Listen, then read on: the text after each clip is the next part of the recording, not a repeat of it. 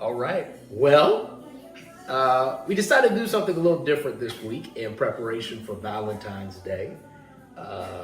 We are going to bake a cake and talk a little bit about the ingredients of love. Now, I will tell you, I'm not a baker. I can cook, but I cannot bake. So I'm going to be Éres' trusty assistant as she puts together one of her favorite pound cakes. So we're gonna bake a little bit, gonna talk a little bit about what are some of the components or the ingredients of love. So you think of baking a cake, it takes different things. You need butter, eggs, flour, sugar, flavoring. So separate ingredients come together to make one product. And when we think about what it takes to build a marriage and to build a relationship and to build love, there are certain ingredients that you need. So maybe I'll start with just a quick word of scripture from 1 Corinthians chapter 13, verse number 4. Really familiar. We know it. Folks sometimes like to get into a little argument about, well, Paul wasn't talking about marriage when he said this in his letter to the church at Corinth. And they're right. He's not specifically talking about marriage. He's talking about agape or perfect love or God's love. But I would challenge folks to consider this question: where should we not be demonstrating God's perfect love? Let's not be so compartmentalized in our thinking. Just because he is referring to the type of love Paul is that ought to move through the church, that certainly ought to exist amongst a couple and in their family and amongst those who say we are part of the household of faith. So let's look at this. The Bible says love is patient and kind. Love is patient and kind. That is the A clause of 1 Corinthians 13:4. I'm going to put my phone up because my wife can't stand anything on her counter. Which means I'm still trying to be kind. She's still trying to be kind. So I'm going to put my phone away as we get started. But babe, you wanna tell me what you need me to do, and then I'll keep talking while you do that. Yes. So I'm just telling you all before y'all come for me, this is just my little at-home pound cake, okay? I am not a professional baker. Shout out to Gail Gamble though, who is like an amazing baker. So if y'all want like a professional, real fluffy cake, y'all need to call her and order a cake, okay? But this is just a little at-home recipe and a little background. I learned how to make a pound cake when Chris and I were engaged because he said he loved pound cakes. And the very first time I made the pound cake, it came out like angel food cake. And so I was determined to figure it out. And so my cousin was so sweet and gave me this recipe, and I've been using it, and it is just an easy go-to recipe. So we are gonna get started. So the first thing is gonna be butter. Your butter has to be room temperature. In fact, I actually left the butter close to the stove today and it melted a little bit, but it has to be room temperature. So don't try to get it out the fridge and put it right in your mixing bowl. In fact, any refrigerated ingredients should all be room temperature. So my eggs are room temperature, and I have some cream cheese, and that is room temperature. It had to sit. It had to be patient. It had to be patient, okay? So maybe an illustration. Yes. Is that, love takes time. It you can't takes rush it. The ability to persevere and endure. Yeah. I think one of the most beautiful things about Éres learning how to make this cake, besides the fact that it's a great cake, but it's also indicative of what it takes to learn the person you love. Love is based in feelings, but it grows through choice. So, we all, if you are married or intending to be married or have been married or widowed or divorced or what have you, there was a point in life where you encountered somebody who caused you to stop. Maybe starting by stopping and staring, but it moved into something more, moved into something deeper. But the process of continuing to build that is the journey, is being patient, is working. Love and marriage takes work. Shout out to one of the best marriage ministries this side of heaven. Yes. Part of the reason why True Love Never Dies always meets, even when our life groups are supposed to be on break, is because they understand so importantly that marriages take work and time. And so there is patience involved, just like you got to let these ingredients sit out. See, I don't know anything about baking a cake. I would have bought some stuff and just tried to throw it in the bowl, and it wouldn't have been the right temperature. So I'm gonna be quiet.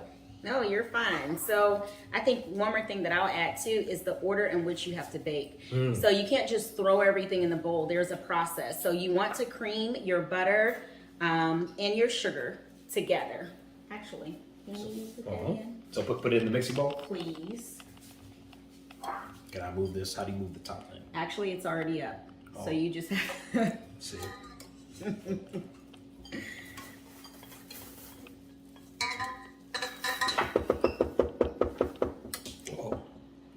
Did you use some butter? Just a little butter's on the floor. See what I'm saying? And I am just gonna take the extra butter because it's measured out. So we want the exact amount of butter that goes in there. So you'll notice. Oh, and just so you all know, we washed our hands before because you cannot bake or be in the kitchen without having clean hands. So that was already done prior to us starting to record. Next thing is gonna be sugar. So we need to measure out. It's gonna be 3 cups of sugar. And that was 3 sticks of butter actually. So here's a cup. We're gonna measure out 3 cups of sugar. So you can either just scoop it or. Let's practice some patience. And you wanna make sure it's level in the measuring cup. So love is patient. The next thing that Paul says in that A clause is that love is kind. That's interesting because as Éres and I approach almost 12 years of marriage, which is nuts, they have flown by. They have wonderfully flown by. It's been wonderful for me. I don't know about for her, but it's been wonderful for me. It's been wonderful. But one of the big And there are moments that have flown by and some moments that didn't fly by. We are at 12 years. So 12 years altogether have flown by. 3 of these, so 1. Yes, so that's your first one. Okay. But when you talk about love being kind, again, it's that intentionality. And,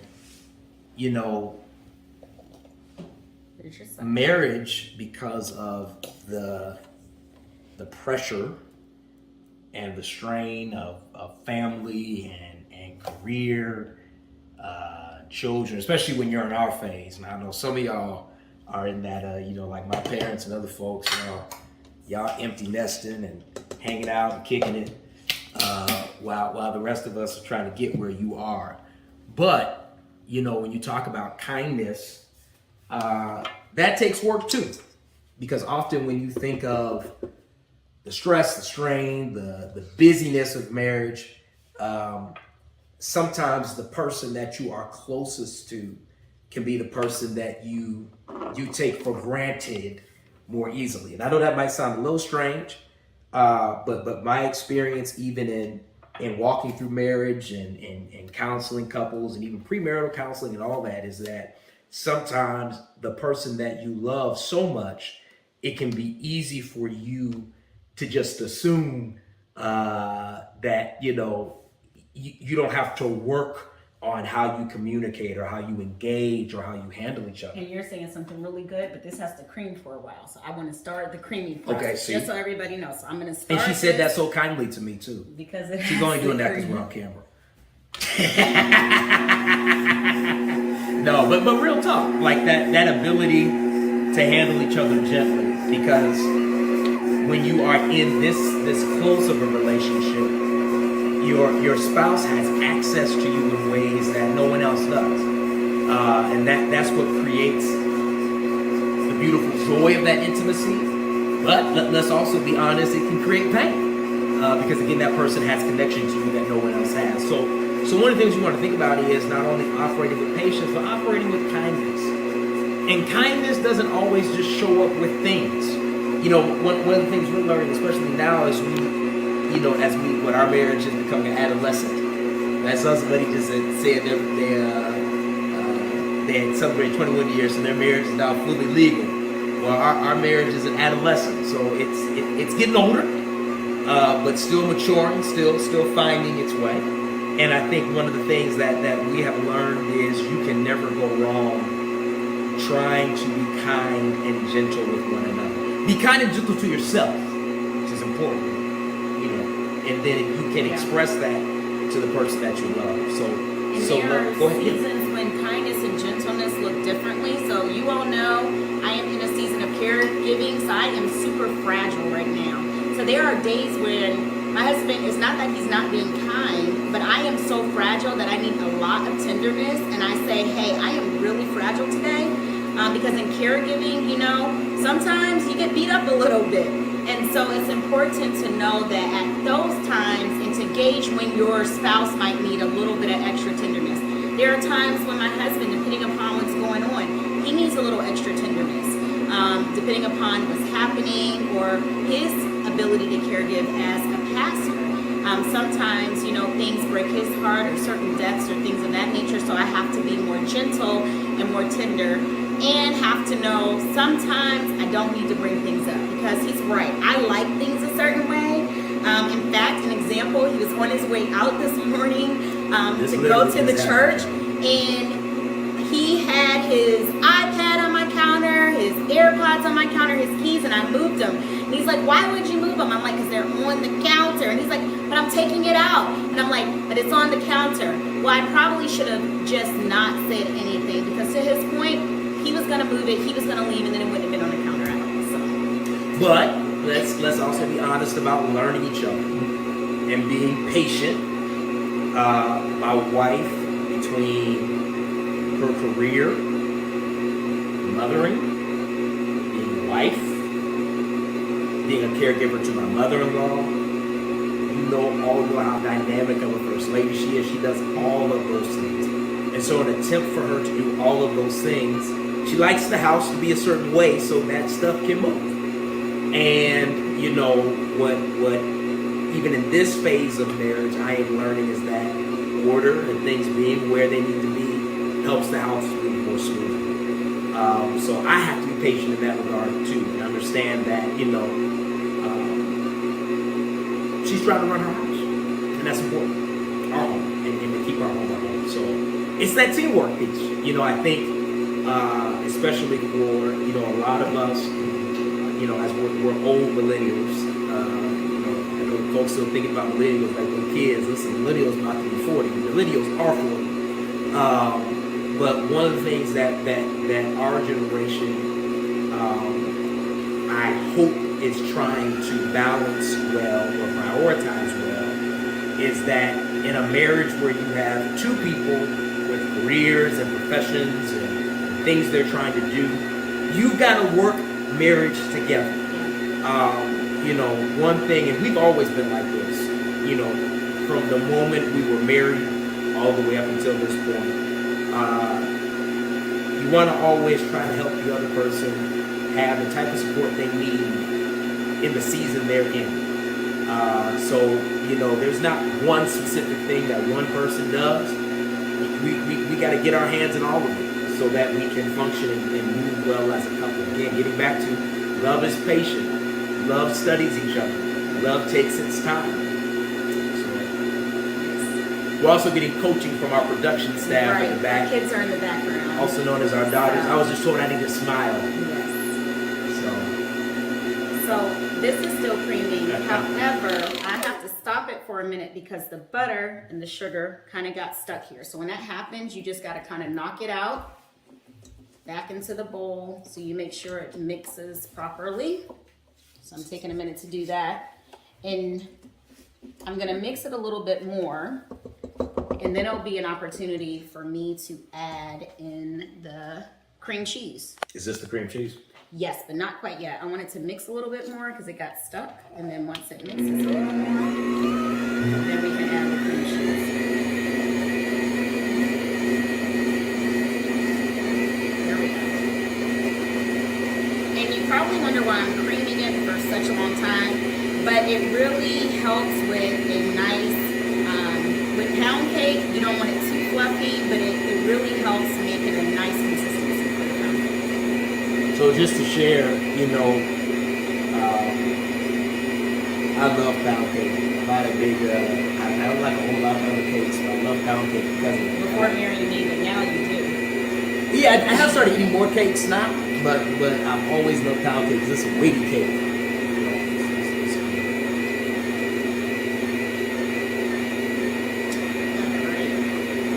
Now it's mixing the way it needs to, and it's not getting stuck, so that's good. So in about another minute here, we will put in the cream cheese, but we need to preheat the oven. Can you set it to 325? And what I actually do is I set it to 325 because we are cooking on a gas stove, and so I have found that starting it at 325 and then maybe the last 15 to 30 minutes turning it up to 350, it really helps so that the outside does not cook too fast, and then you still have a moist inside.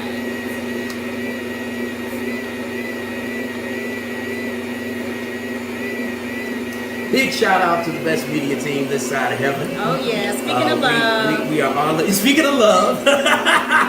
Charlotte Love. The most awesome communication coordinator in any church, in anywhere. We brought her love to our home so we can do this. Yes. And let's see. So what's that? Turn on the oven? I just have to say this about Charlotte Love. It is so fitting that her last name is Love because she does everything with love. It doesn't matter what it is. She is the most loving and patient person. So we appreciate Charlotte. And I know you guys do too because she keeps the communication going. So you see I got a little bit more that's stuck here. So I'm going to get that down. And then we're going to add the cream cheese in. Knock that back down in the bowl. Thank you, love. Mm-hmm.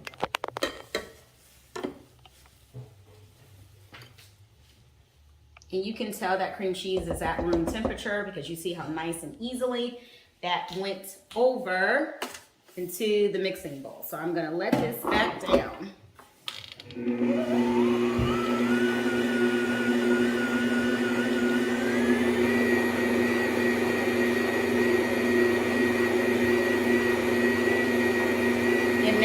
Starting to have, because we added the cream cheese, a whipped-like consistency, which is good. This is a nice mixer. Yeah, so it is a nice mixer. You guys will notice it is not a KitchenAid mixer, and I will tell you why. I want a KitchenAid mixer, but here's something about me. I like all the bells and whistles and the stuff that we're supposed to have, but I don't bake cakes that much, right? So I am trying to make myself bake a little bit more, and I said then I can earn that KitchenAid mixer. But a little tidbit about me, I love like cookware and kitchenware. In fact, I have a Dutch oven that I absolutely love. I will not tell you the brand because I'm not going to give them any free advertisement, but if you catch me off on the side, I'll tell you what it is. But I absolutely love cookware, and I love their line, so we can talk offline. So Charlotte, I don't know if you can see this. Can you see in here? Can you see? It's kind of whipped. Okay, you can't see inside, but it has a nice whipped consistency, which is really cool. And then after that, we are going to add in our eggs one Because I do know this much about at a time. All the wet ingredients first, right? Yes. With the exception of the extracts. I put that in last. So, okay.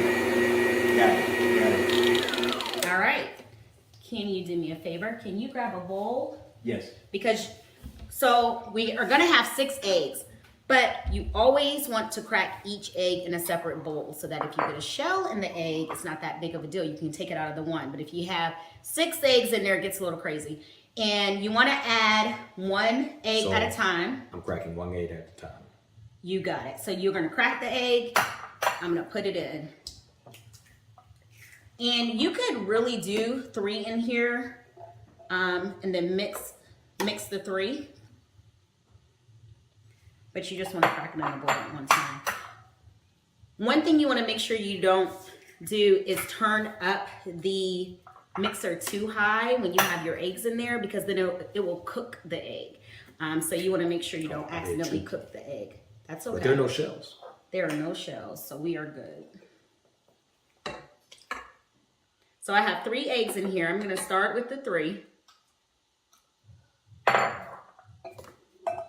And I started it really slow. The children are kind of tasty. You cannot. The production team still wants to interject.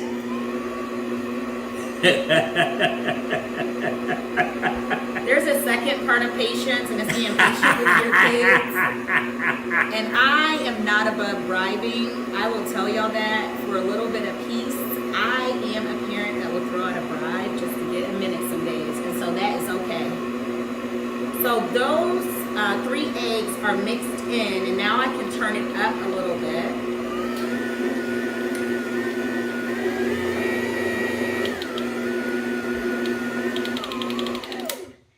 And then We need the rest of I the need eggs. 3 more.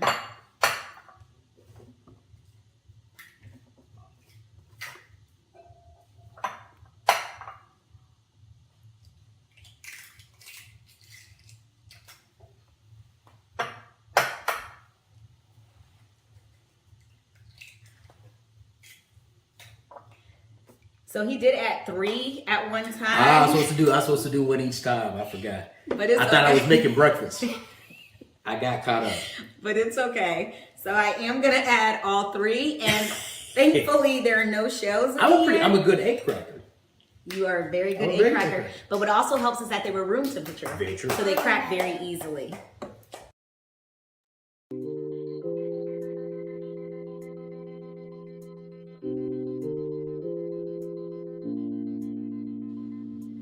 All right, it's all mixed. That's and what great. I just do is I make absolutely sure, because sometimes the mixer doesn't get all the way down to the bottom. So sometimes you can kind of move your mixer, things like that, but actually it got it all. So I just make absolutely sure. And then I'm gonna take it and pour it over into my pan. This is one pan I use. I also have a Pampered Chef one that I absolutely love. That one is stone, and it actually does really well. Should I turn it? That would be awesome if you did.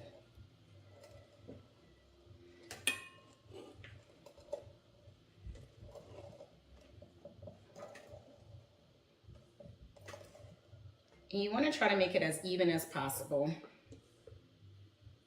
It's starting to slip a little bit out my hand, but that's okay. It's just because I'm on camera. No. Well, yes, I'll take you up on it.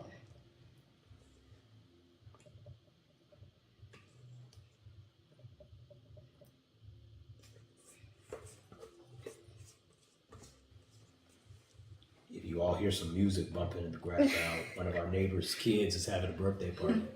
I think there was a magician out there and everything. I heard magician. And I know some of you are probably like, well, why didn't she use a pound of butter if it's a pound cake? But I have found that doing 3 sticks of butter, 3 cups of sugar, 3 cups of flour, it fits perfectly and it doesn't pour out of this. Out of your pan. Yes. So that is why I did it that way. We have a little bit more to get in here. We'll be good to go.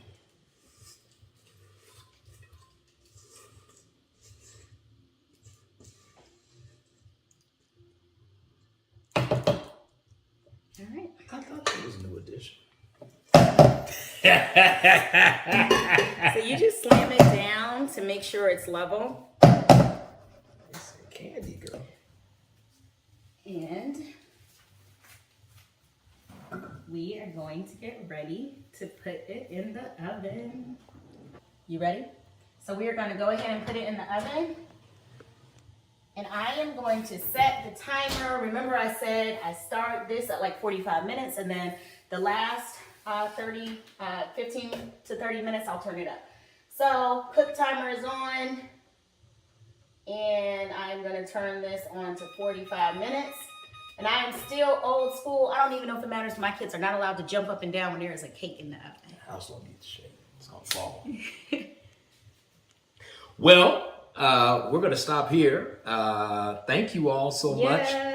Get to see the finished product in a little bit. But just remember, as you navigate this Valentine's Day season, as we navigate this month and just celebrating love and celebrating love of Christ, love of our church, love of our culture, love of our people, just remember that love is patient and love is kind. From our home to yours, we love you. And have a great night. Yes.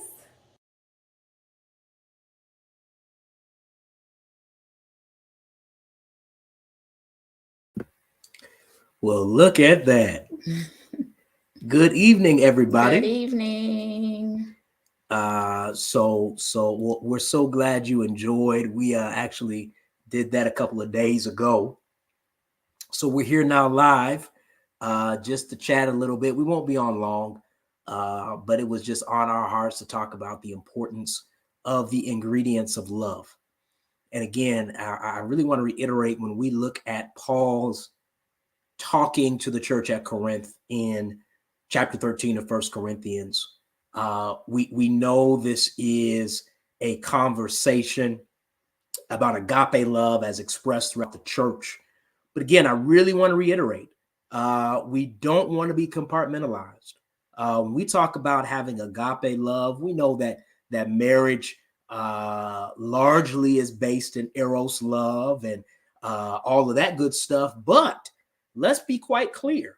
If you're going to walk with someone in marriage, it just can't be about the romance and the butterflies. You want to keep that alive. You want to keep each other engaged and excited and all that good stuff. But any of us who have been married any amount of time know that when you start to go through the challenges of life and the challenges of walking together, and we look seriously at those vows, in sickness and in health, for richer or poorer, until death keeps us apart. It's very important for us to understand that type of commitment requires a supernatural, God-centered love that is expressed to us through our relationship with Christ and grows between one another. So, one important point, a major ingredient, is the presence of Christ at the center of our marriage, period, and all of our marriages. We cannot expect to have a healthy marriage if Jesus is not at the center, guiding and leading and instructing us through the power of the Holy Spirit. What God has put together, let nobody put asunder. And so if God has put us together, then we have to make sure that we are talking to the one who has written the blueprint to keep the relationship intact. So I'm gonna share just a little bit, and I'm gonna let Éres share some thoughts, and we'll get out of your way tonight. But I want to read the rest of 1 Corinthians 13, verse number 4, which says, love is patient and kind. We talked about that a little bit while we were baking the cake. That it is long-suffering, that it is gentle. Love does not envy or boast. This is so important, because if we really think about what's at the heart of envy, it is wanting what somebody else has or coveting what somebody else has. And if you're going to walk in love with somebody, and this goes across the board, this is in our marriages, friendships, family, church, I have to be so for you that when you are blessed, when you move forward, when God opens a door for you, when something good happens for you, I ought to feel just like it's me happening to me. Not like something is being taken from me. I really want to share that, because what if we operated in relationship that way, where we really genuinely celebrated one another, celebrated what's going on in the life of each other, and in particular in a marriage, you have to be each other's biggest cheerleaders, period. Nobody should be more down for your spouse than you. And I say this to anybody considering marriage. You cannot expect to walk in marriage unless you are committed to being 100% down for the other person, right? It does not envy. It does not boast. And at the heart of boasting is putting yourself at the center. But what Paul is saying here is this type of love is others-centered. Let me share something with you too. Marriage is about serving one another. It's not about trying to have authority over somebody or trying to run somebody or control somebody. It is about serving each other. And when you do your best to serve each other, you're both always covered because you're always going above and beyond for the other. It is not arrogant. Again, I'll stop here. It's not consumed with itself, but really thoughtful about, if I believe God blessed me. And I want us to think about this. And then Éres, I really hope you share some thoughts. But if God blessed me to encounter a special person in my life who throughout all of the story and the experiences that we have had, somehow or another, providentially, we have met together and have decided to walk together, then I absolutely ought to be others directed toward them. And I'll share this candidly. If you're not ready to be others directed, then you're not ready to be married. Hello. Yeah. If you can't be others geared, if you can't put the needs of somebody above your own. Now, let me be clear. It doesn't mean that you don't need to take care of yourself. It doesn't mean that you don't have to have an identity. You know, we want to be careful of enmeshment, which is kind of the idea where you become so wrapped up and consumed in your spouse that you don't have an identity, you don't do anything, you don't have any friends. No. You need to have your space, your time, your hobbies, the things you enjoy doing, right? You know, we were kind of having friendly banter here, you know, about the counter versus the yard. You know, two things I'm really, you know, y'all know I've been sharing candidly, I'm kind of struggling with this late 30s thing.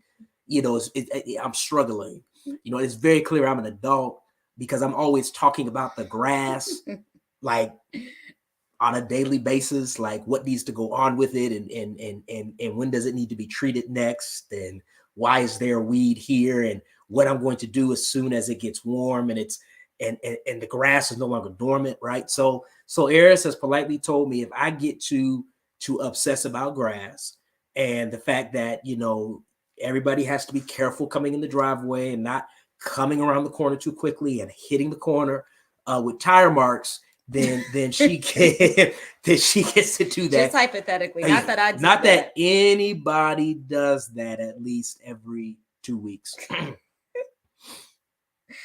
But you know, she gets to have her thing with the counter. But I'll stop. Well, you have any thoughts about it? I do. I just have a few thoughts. I think my husband really covered the marital aspect of love and of being patient and kind.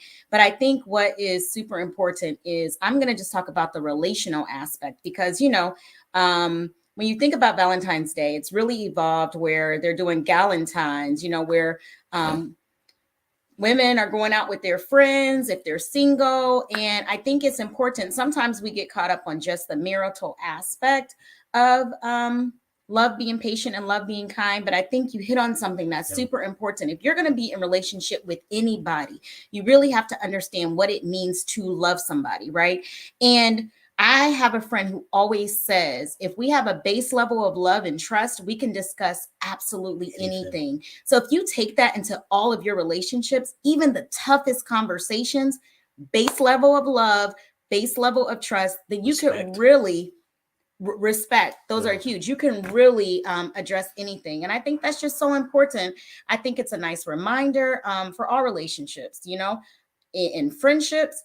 I want my friends rooting for me. I'm rooting for them. I'm always looking at, okay, how can I support you? You support me. So that's marriage. That's relationships. That is, you know, church, ministry. You even think of as parents, you know, as parents, as Karis and Corinne grow and develop, I don't ever want them to doubt for 1 minute that not just as a parent, but as we grow, that I'm rooting for them and I want what's best for them and that I'm going to support their dream. And that's why it's super important that as you grow and develop, that you as my husband said earlier, have your own things and your own self-interest, because when you have your own things, you are able to love and give back to others in a way that's from a full cup. So I said a whole mouthful. Yeah, no, that was wonderful, babe. And I think, kind of one parting point, kind of pull all these things together, because I know we got a lot in the air this month. It's Church History Month. It's African American History Month. Make sure you're still reading Cast, because next week you want to tune in for Bible study. We're going to have an awesome conversation about Cast by Isabella Wilkerson. In fact, Miss Charlotte, if you could just pop that in the chat so folks can make sure, if you haven't had a chance to purchase it or download it or whatever you want to do, make sure you read it. Again, you don't have to read it from cover to cover. Just pick it up and take a look at it. But when we talk about love, love, especially within our community, is one of the most radical things we can do. And I really want us to think about that, because historically, we have been placed in situations where our ability to love our spouses, love our children, love our families have been pressed by structures and systems. So one of the things I want us to think about as we move through this month is, how can we lavish each other with so much love? Our spouses, our children, our families, our church families, our institutions, our organizations, so that it can be a form of resistance, right? We always talk about resistance as hitting the streets and marching, and that's important and that's critical. But sometimes one of the most profound things we can do is love in the face of systems and structures that aren't always working for our best interest. And that really begins in the home. It begins with the marriage. It begins with the opportunity. Oh, thank you. Thank you, preacher. It begins with an opportunity to express that love deeply to one another. So, I say this as we get ready to, for us, heading to 12 years of marriage, for others on the line tonight on the Bible study, we've been married less time, some many more years. Let's just keep loving on each other. And don't get too stuck on that agape now. It is Valentine's Day coming up, so you better make that Éros work now. Figure out what you got to do, some chocolate, some music, some bubbles, whatever you got to, bubble bath, whatever you got to do. Whatever you got to do, make that thing work. But enjoy, celebrate love, celebrate one another. Yes, it is a great book. So next week, we're going to talk about Cast. You don't want to miss Bible study. Also, quick announcement. Do not forget this Sunday, Big Game Tailgate. Many folks have already purchased your food truck tickets. Now, let me be clear.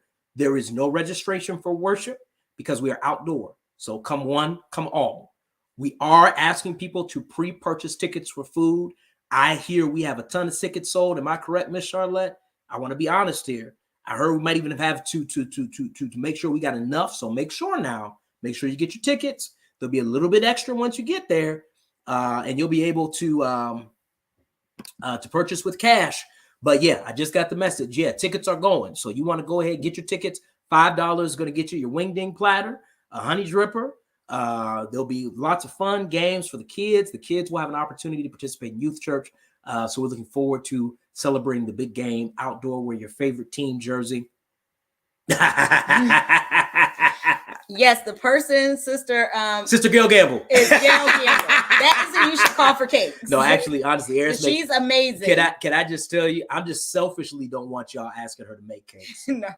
And then let me also, and I'm trying to, I always try to take care of myself, try to eat well, try to exercise. So I'm doing something really different right now, which I'm not doing like any sweets or sugar. So I had like one.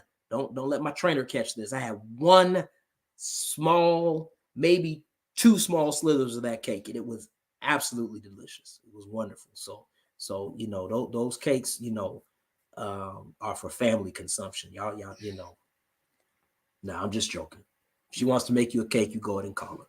All right, y'all. Listen, we love you dearly. Please continue to be safe, be well. Yes, big game tickets are coming up.